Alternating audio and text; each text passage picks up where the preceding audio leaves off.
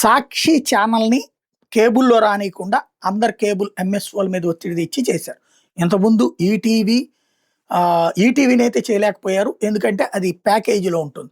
కాబట్టి అది కొనసాగింది. ఏబీఎన్‌ని ఆపిచ్చారు. అట్లాగే ఏబీఎన్ మీదన టీవీ5 ఈ రెండిటిని అప్పట్లో బ్లాక్ చేయించింది వైసీపీ ప్రభుత్వం వచ్చిన తర్వాతన. కేబుల్ ఆపరేటర్ల మీద ఒత్తిడి చేయించిన అనధికారిక నిషేధాలు పెడుతుంటారు. ఇప్పుడు సేమ్ సాక్షి మీద పెట్టారు.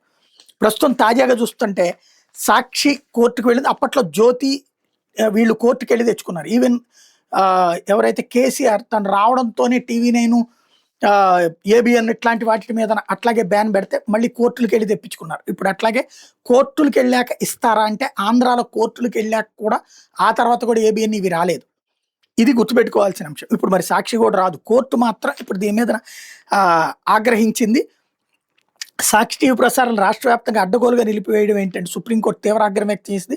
వార్తా ఛానల్ పూర్తిగా అంధకారంలోకి నెట్టేయడం, కంప్లీట్ బ్లాక్అవుట్ అత్యంత తీవ్రమైన అంశమని మండిపడింది. ఈ అన్యాయం మీద తక్షణమే విచారణ జరిపి పరిష్కరించాలని telecom disputes settlement and appellate tribunal టీడీశాట్ని ఆదేశించింది. పూర్తిగా ప్రసారం నిలిపేసిన తరుణంలో ట్రిబ్యునల్ తదుపరి విచారణ వచ్చే ఏడాది మార్చి నెలకు వాయిదా వేయడాన్ని సుప్రీంకోర్టు తప్పుపట్టింది. పిటిషనర్ అభ్యర్థన మేరకు విచారణ ముందే ముగించాలని టీడీశాట్ని ఆదేశించింది. ఇది అత్యవసరమని భావ ప్రకటన స్వేచ్ఛకు సంబంధించిన అంశమని స్పష్టం చేసింది. ఛానల్ ప్రసారాలను పునరుద్ధరించేలా ఆదేశించాలని సాక్షి టీవీ దాఖలు చేసిన పిటిషన్ మీద మంగళవారం విచారణ సందర్భంగా justice P S Narasimha, justice Atul S చందూర్కర్తో కూడిన ద్విసభ్య ధర్మాసనం ఈ మేరకు కీలక ఆదేశాలు ఇచ్చింది. ఏపీలో ప్రభుత్వం మారిన కేవలం 2 వారాల్లోనే రాజకీయ దురుద్దేశంతో సాక్షి టీవీ ప్రసారం నిలిపేశారు. 24 జూన్ 3 వరకు ప్రజలకు అత్యంత చేరులో ఉన్న ఛానల్ జూన్ 20 తర్వాత కుట్రపూర్తంగా అడ్డుకున్నారంటూ సాక్షి టీవీ తరపున సీనియర్ న్యాయవాదులు ముకుల్ రోహిత్గి, నిరంజన్ రెడ్డి సుప్రీంకోర్టులో వాదనలు వినిపించారన్నమాట.